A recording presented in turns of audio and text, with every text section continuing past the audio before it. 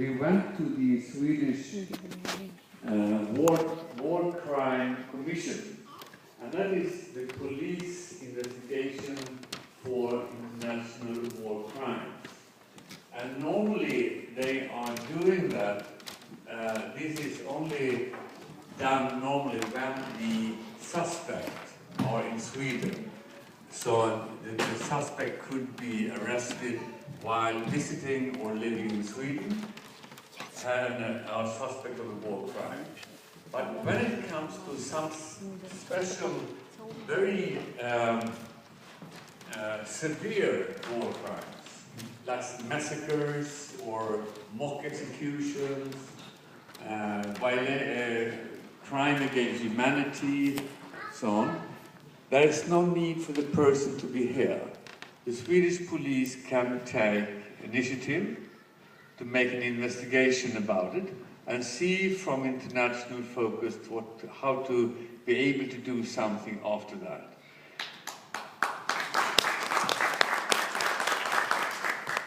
What we have done so far, we have filed a complaint to the Swedish War Crime Commission, and they are now investigating very briefly what is going on and what the film shows and what proofs there are and what people are suspects. And then they will, either they did it on Friday, I'm not for sure, or next week, they will go to the International Prosecutor Chamber and ask them for a decision to make a police investigation. And then the head of this investigation will be a prosecutor on the International Prosecution Chamber. And then the War Crime Commission will again start a full-fledged investigation. And that will take some time. And under that period, I think it is very important that the Swedish police, if the prosecutor decides upon to go further on, that the police will be supported by different information about different activities, and we can say that we have tried to focus now on the Ogaden region to see what's happening there. But we are also trying to focus on to do some sort of project or to get something organized in order to assemble different witnesses around different locations that has been mentioned now in the police file. But I think one must be quite careful, because every witness that has been looking or a part of some crimes in the area that we are discussing now must be dealt with very carefully, because if these witnesses are too much on the news or too much in papers and so on, the value of the witness will decrease due to the police need to have a very fresh, very clear and very undeveloped witness stand. Not so to say that people have rehearsed to tell the police some story. And that is, I think it should be taken into account.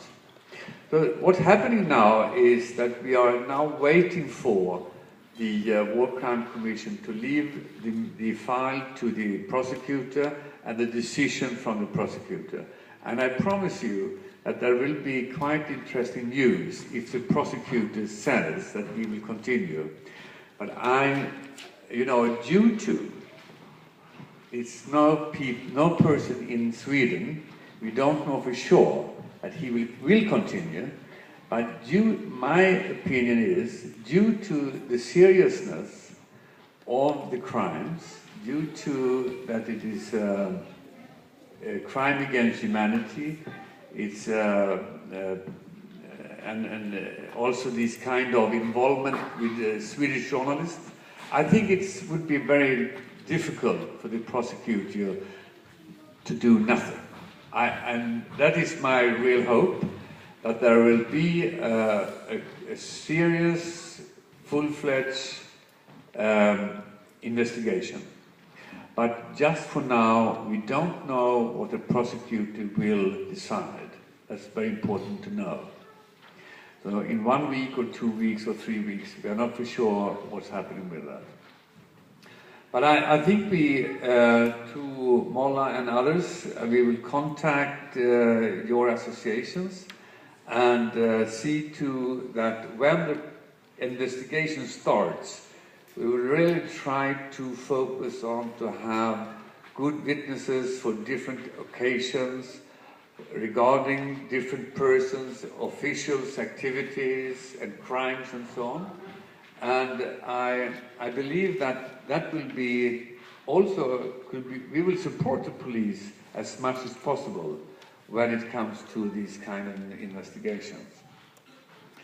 In the long run, I think when the police investigation is ready, and if they are come to the conclusions that there is enough proofs for crimes against humanity and so on, they can order an arrest, an international, through the Interpol and so on, they can order an arrest of the person involved. And they can ask the Ethiopian government to say, you should actually bring these people to justice.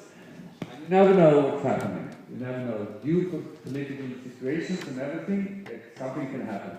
But you never know.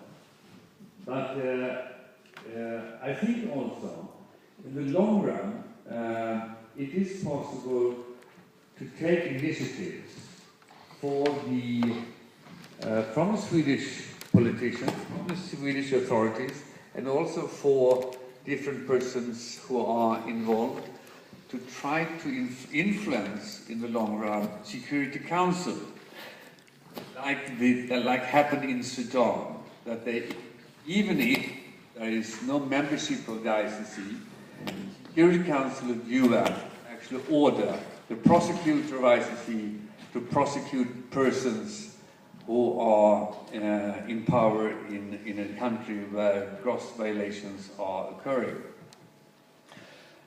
The other way to go forward is, of course, to see to that the films and the proofs are sent to UN Human Rights Committee, Human Rights Council, and also the different UN rapporteurs that have power to investigate on these grounds, facts on the ground in Ethiopia. They can ask for permission to visit Ogaden, to visit the prisons, and with the witness that are developed by the government in the films, it will be quite a good position for them to really come to a conclusion what's actually happened.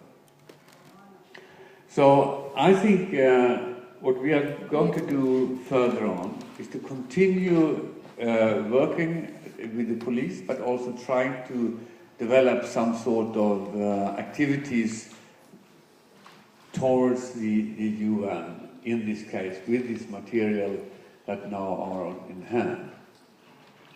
And I really do hope, and I would believe that if we go on publicly like this with the police investigation and so on, that will have perhaps some effect for the people there to be more careful.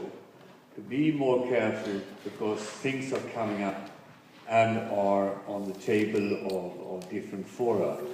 And that could be the first aim of whatever to do, to see to that things are public and in the open discussion.